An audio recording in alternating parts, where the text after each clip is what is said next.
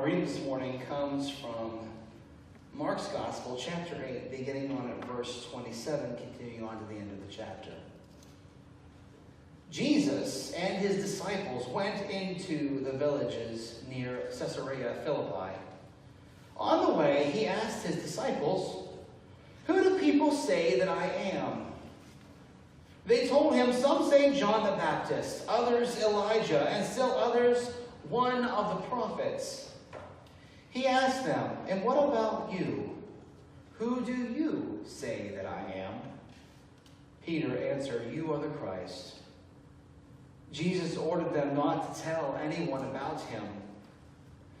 Then Jesus began to teach his disciples, "The human one must suffer many things and be rejected by the elders, chief priests, and legal experts, and be killed, and then after 3 days rise from the dead."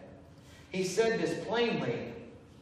But Peter took hold of Jesus, scolding him, began to correct him. Jesus turned and looked at his disciples and then sternly corrected Peter. "Get behind me, Satan. You are not thinking God's thoughts, but human thoughts." After calling the crowd together with his disciples, Jesus said to them, "All who want to come after me must say no to themselves, take up their cross, and follow me. All who want to save their lives will lose them. But all who lose their lives because of me and because of the good news will save them. Why would people gain the whole world but lose their lives? What will people give in exchange for their lives? Whoever is ashamed of me and my words in this unfaithful and sinful generation, the human one will be ashamed of that person when he comes in the Father's glory with the holy angels." The words of God for the people of God. Thanks be to God. Amen. Would you pray with me? Holy and gracious Lord, stir in our hearts this morning. Pour into our minds. Give us the wisdom that we need to understand your word. Give our hearts the courage to apply your words to our lives as we live them out each day. Let us be seeking to mend the relationship between heart and mind, that we may live a passionate faith in the face of the world around us, that we may be the people you call us to be. May the words of my mouth and the meditations of our hearts be acceptable in your sight. O Lord, our strength and our Redeemer. Amen.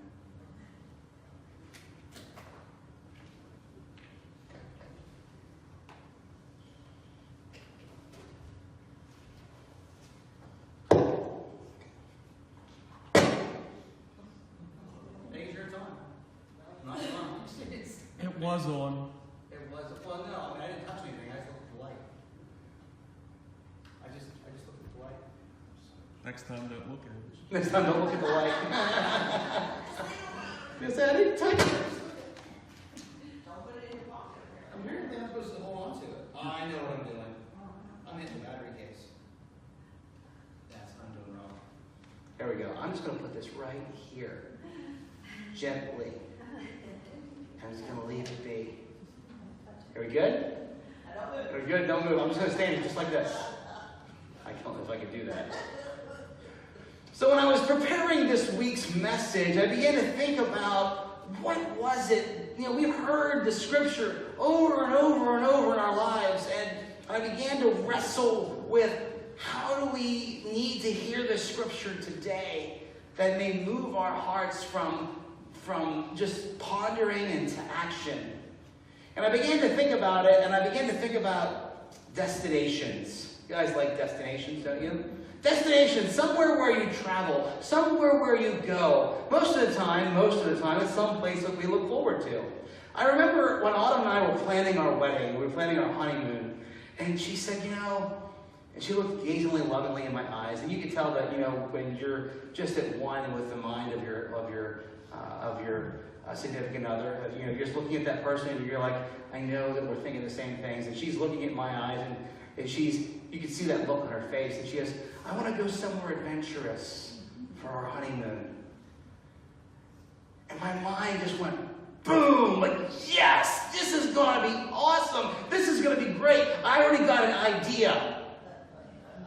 And she looks at me, she goes, oh, okay.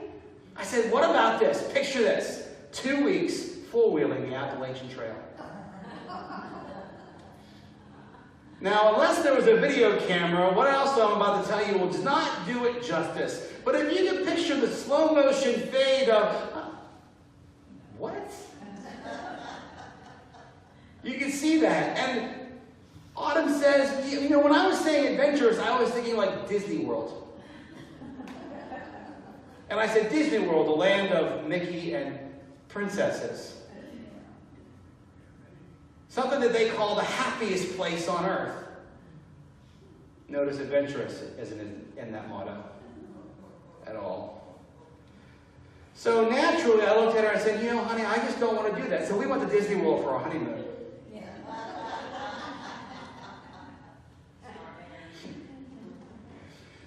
But that stuck with me. Is, you know, we were researching everything and that motto of the happiest place on earth. It was not just a motto, though. It was a declaration. A declaration. Now, the thing about a declaration is it really reins in your margins, doesn't it? To be the happiest place on earth means that you have to ask this question for every decision that has to be made. Is this going to affect happiness? So every decision that Disney World has to make, from going from the huge corporate decisions it needs to make as an entity, all the way down to its lowest employee, down to the supplies that it orders, it has to ask the question, is this going to affect happiness? And will we still be the happiest place on earth? And I began to wrestle with that, thinking to myself, you know what? That really comes into our scriptures here this morning when we talk about a declaration. Here we have Peter, we had Jesus, Peter, and the apostles. And then remember last week we were over on the Mediterranean coast. We were in Tyre and Sidon, you know, over there in Gentile territory, talking about the Syrophoenician woman. And now we've gone all the way over across the top part of the Roman province of Judea. And we've come to Caesarea Philippi.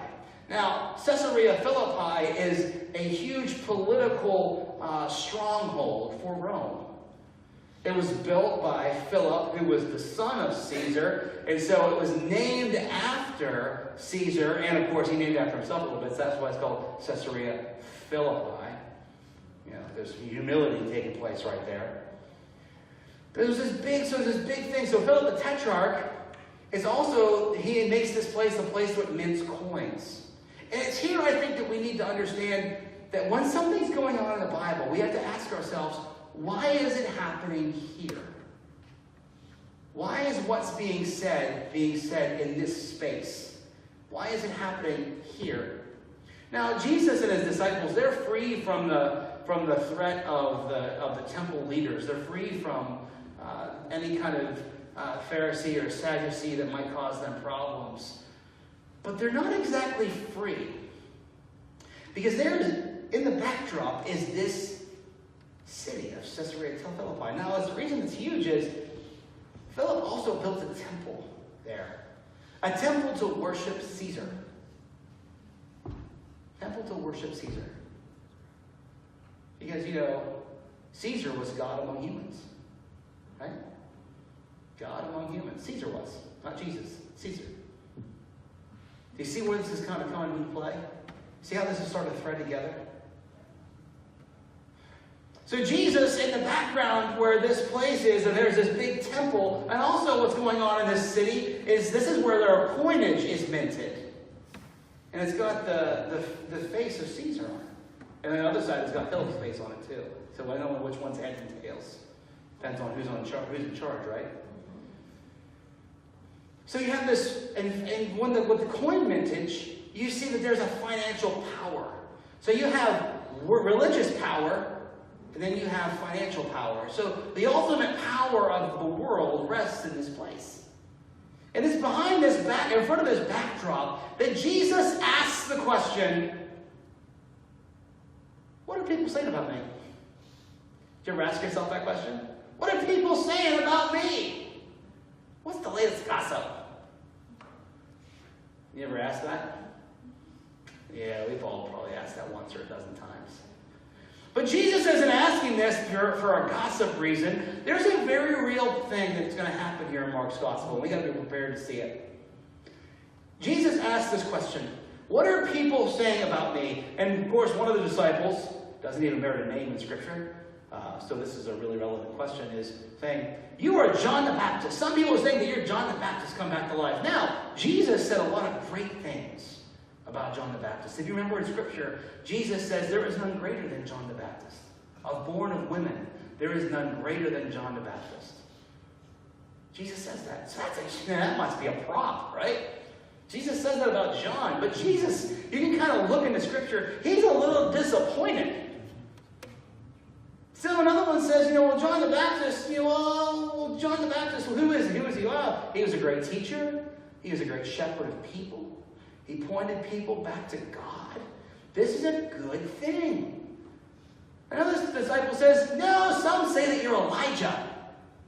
You're Elijah. Now, Elijah, a great prophet, second only to who? Moses. Moses, the prophet. It took me a little bit to remember the name of the king that he existed in a time period when it was Hezekiah. Hezekiah was the king. Remember, Hezekiah was married to Jezebel, and Jezebel really didn't like Elijah. And then Jezebel fell off a building. Remember?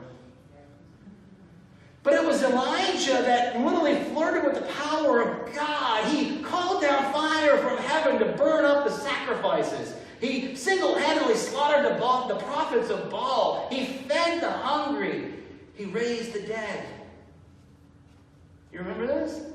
Elijah. Now, there's someone you can be synonymous with. Jesus and Elijah. But Jesus waits for one more answer. And of all people, it comes from Peter.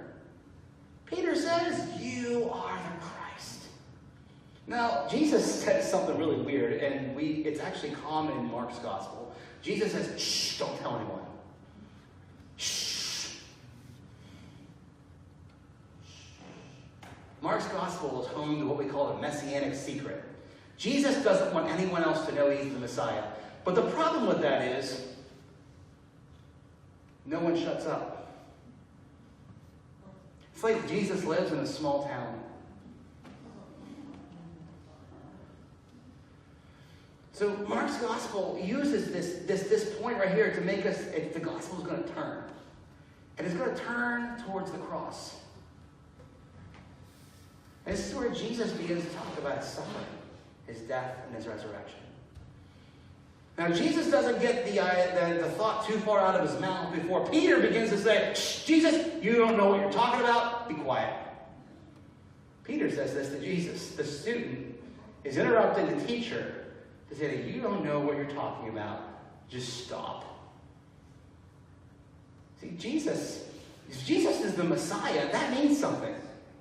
That means that not only is Jesus this figure that is going to bring people back to God, but there's a freedom and an independence that's going to come to the people of Israel. It's literally translated salvation.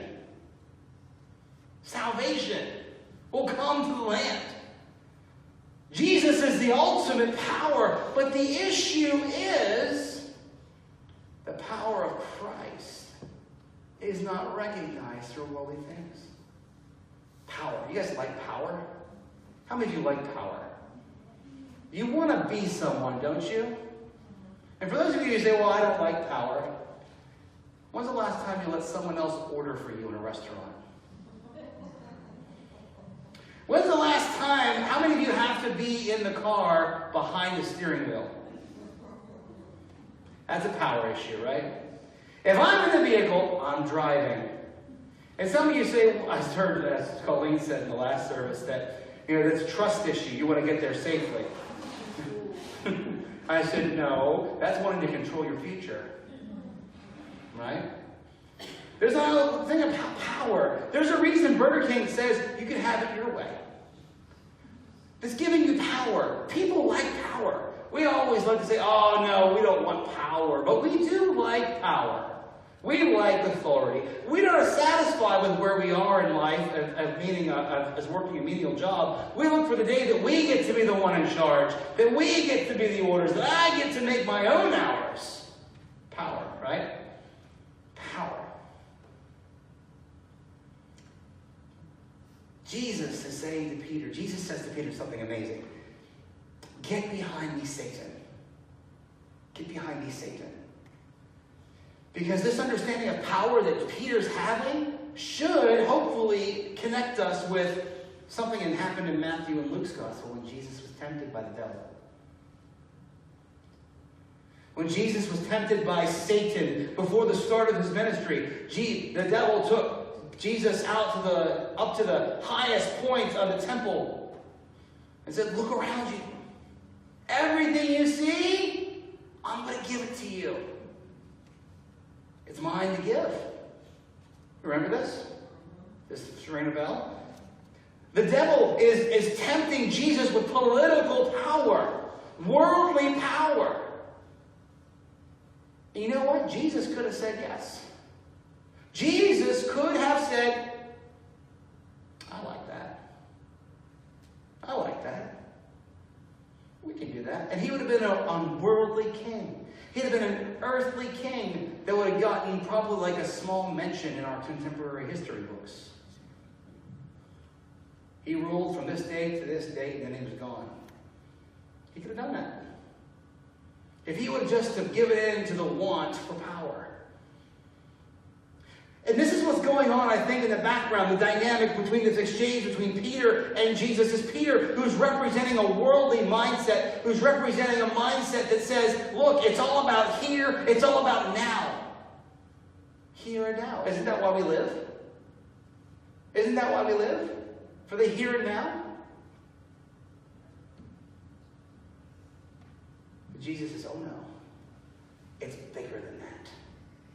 It's bigger than that. Get behind me, Satan. You have no idea what you're talking about. Get behind me. So Jesus looks at this and says, listen, this is my declaration. If you want to follow me, if you want to come after me, deny yourself. Take up your cross and follow me. That's a declaration. That's a statement. That's a motto. Deny yourself, take up your cross, and follow me. Jesus didn't say, you go, take what I've taught you, and go do your own thing. Did you hear me? Jesus didn't say, go, take what I've taught you, go and do your own thing. But if you want to follow me, you got to take up your cross and get on the road. And by the way, that road leads to Golgotha. At the end of that road is your death. It's getting real. It's getting real. And this is what we need as Christians, as we need as the churches to understand. Is the church today, and especially in our world today, is very, very comfortable saying, I believe in Jesus Christ. But to make the declaration that Jesus Christ is Messiah, that Jesus Christ is Lord, means that we are making a declaration that our lives are going to be lived through that motto. That means lordship. That means authority. That means power. As Christians, we willingly give up our own power. We willingly give up our own power. Dietrich Bonhoeffer said that's the truest exercise of freedom, is to willfully give up your power. Give up our own authority, give up our own power, give up, do I want fries with that? And put yourself on the cross of Jesus Christ. Church, in our world today, we don't understand that language. We look at the world, we look at religion, we say, I love Jesus Christ, but I don't understand what that has to do with me. To be Jesus is Lord, except for on Sundays when I get to sleep in and do what I want. Jesus is Lord, except for the summertime when I get to take vacations and do whatever I want, spend my money however I want. So Jesus is Lord is to say that I get to eat how much I want, whenever I want. It doesn't matter if it's healthy or not. Jesus is Lord, except on Monday nights when I get to go out playing poker with my buddies and we drink and get for sugared. It just came to me. I just don't worry about it. I was thinking about Robin Hood Men in Tights for some reason. Anyway, never mind. You guys want to talk about Friar Tuck? Never mind. Jesus is Lord except on Friday, Saturday. Jesus is Lord except for how I spend my money.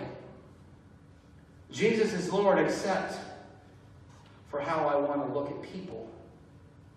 Jesus is Lord except for my own decisions, my own wants, my own desires.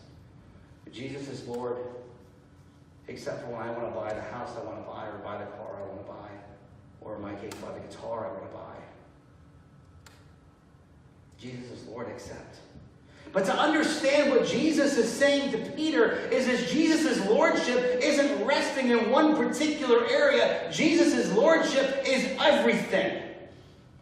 Everything. And to say that Jesus Christ is Lord is for a Christian to say everything that I want, everything that I desire, everything that I think should happen doesn't mean squat, because Jesus Christ is Lord, and my life is lived through that declaration. My life is lived through that declaration. Disney World would not be the happiest place on earth if it didn't care a rat's butt about happiness. You feeling me? You're quiet. Am I preaching badly, or are you just asleep?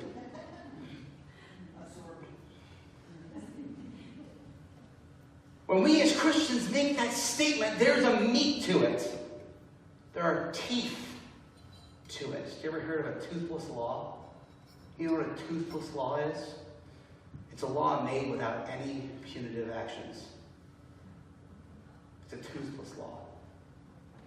How effective do you think toothless laws are? They're not effective at all. But to make a declaration that says Jesus Christ is Lord means that you have to live into that declaration, because there is a tooth involved. You know what that tooth is?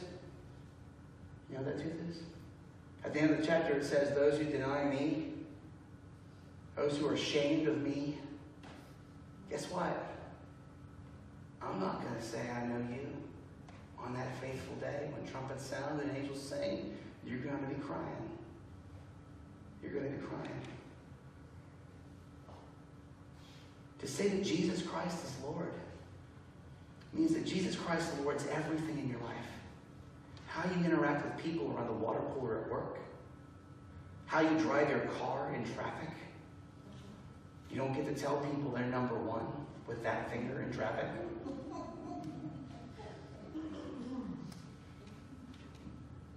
You're number one. We think we're lifting them up, but we're actually really tearing them down if we're honest with ourselves, right? Jesus Christ is Lord over your finances. Over your finances. That means how you spend your money matters to God. What you spend your money on. There's a reason our society is more comfortable with talking about sex in public than our own checkbooks. Did you ever think you'd see the day?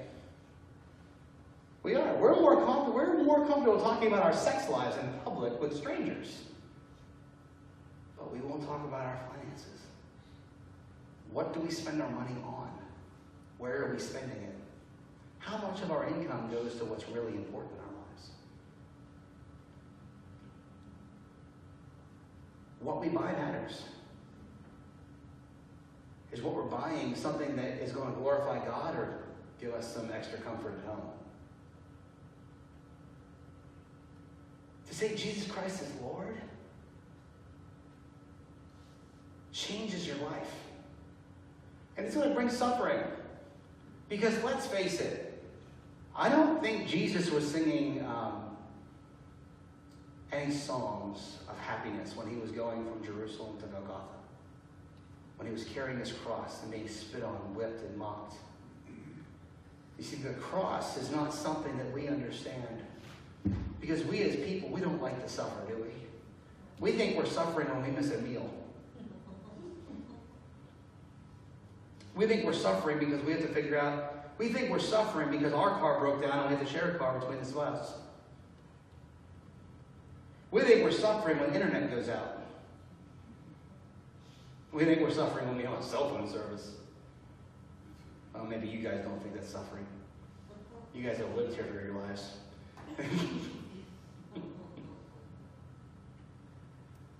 But we don't know what suffering is. We don't know what it means to say, you know what, if I say Jesus Christ is Lord and someone has a gun to your head, or someone's going to kill your kid, your family, if you say Jesus Christ is Lord. We don't know what it's like. Jesus says the cross is suffering. It's an invitation to die. It's denial. You've heard me say denial is not just a river in Egypt. Right? So Peter's looking at power and authority. And he looks at what he's going to be rubbing up against. You ever been around that person that likes to name drop? You know that person says, well, I know so-and-so. That happens to be a bigwig somewhere. You know that. They're doing, there's a reason they're doing that, right? They're trying to flex power.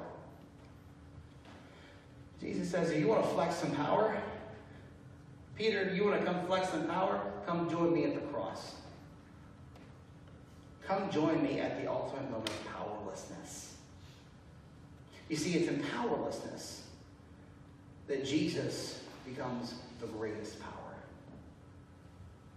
Jesus gives up his own will, his own life, his own power to submit to the will of God. That he would be a sacrifice for all people. Not because he wanted to be. I'm certain that Jesus would have been very content living a happy life. But Jesus was looking to something greater. But he would glorify God through his actions. Church, that's where we need to be today. We need to be today a place where we're going to glorify God in our actions, in every action. Now I realize I don't expect you to go out today and be perfect. But we're always going to be striving for perfection. So reevaluate your lives today. Is there an area in your life where Jesus isn't Lord? Is it? Is there an area that hits close to home, around your back pocket or your purse? Is there an area that hits close to home when it comes to your own entertainment, recreation? Is Jesus Christ Lord?